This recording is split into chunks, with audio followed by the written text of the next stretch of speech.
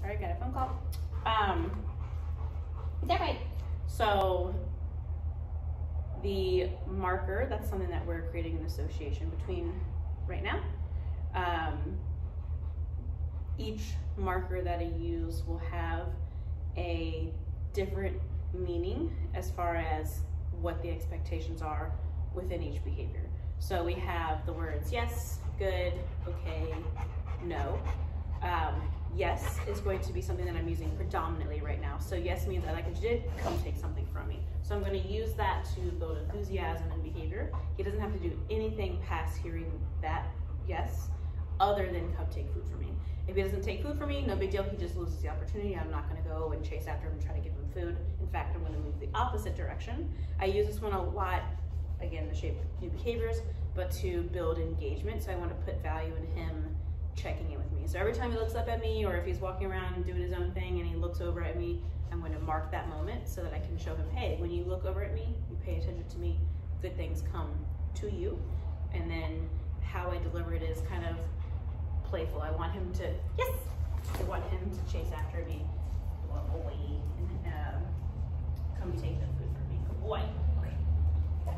So I want to activate it a little bit instead of just smashing food into his face.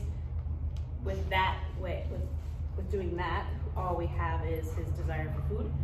If we add movement into it, that kind of taps into his natural genetic prey drive, which he's a working dog, so he's probably got to get him out of.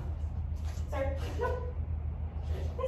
So situations like that where he is dragging into the leash, I want to teach him that moving into leash pressure is more beneficial to him. Dogs naturally resist leash pressure, so I want to show him that when he moves into that pressure, good things come. So as soon as he creates the slightest bit of slack in tension, I mark with that yes, and then I offer him, hey, make it fly back to me. I'll run backwards and let him chase me to get his reward. Then we have good and okay. Those are within the same family. Those are going to be duration markers, meaning I'm going to ask him to go into a behavior. When he does it, I'll say good, and that is with an expectation of him remaining in behavior. So if I, Biscuit, sit, good. As soon as he puts his butt on the ground, I say good, offer him a reward. And I can keep good, offering him a reward to build out the amount of time good that he is in behavior. And then when I'm ready for him to be done, okay, means he can come up out of behavior. So in order for good to mean what it does, we have to make sure we're releasing him. Once we get down the road a little bit, we'll start introducing no. Hey, sit. So if he comes up out of behavior too soon, no.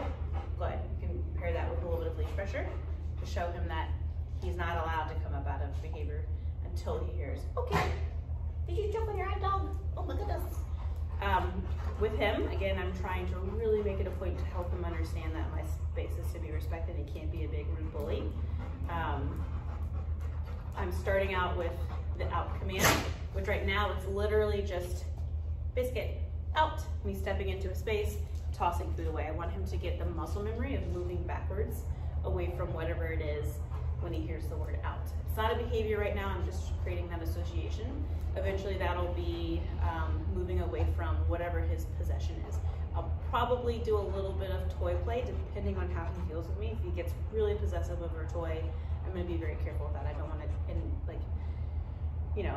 break out any unwanted behaviors with that. But I feel like he's probably going to be a good candidate for some play outs, which is, I'll go into that another time.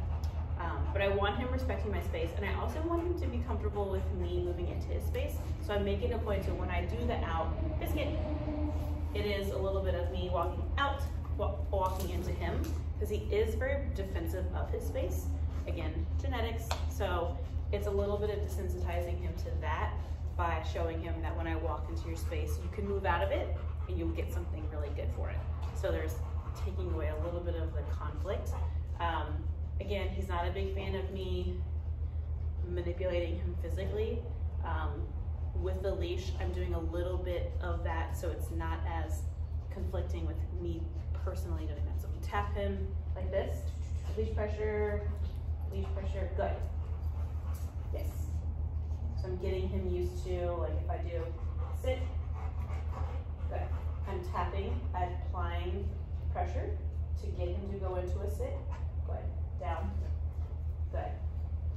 That pressure, okay, that pressure is applied only until he shows the behavior. As soon as he shows the behavior, I leave the leash alone, I give him back his space.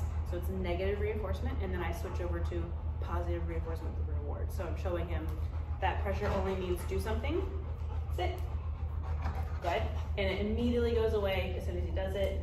Okay, he's getting really good at that, so good boy. I would love to cuddle him and give him all the smooches, but he's saying that he's not ready for that yet, so I will respect it. And hopefully, as time goes, he gets a little bit more comfortable with me and is more accepting of those types of things. It might not be him, that's fine. I'll be very careful with that. Some dogs, they have their people and that's it. I'm very respectful of this breed and not trying to like discriminate against breeds, because I've had a lot of Rotties that are not even sort of like that. So, but I know that he's a big, powerful guy and I want to respect that. Right, sir? He just doesn't have a big, powerful name. It's a biscuit. He's like, I need biscotti. Like, okay, all right. So let me know if you have any questions. So far, I know it's not anything super, super exciting. Biscuit. Yes.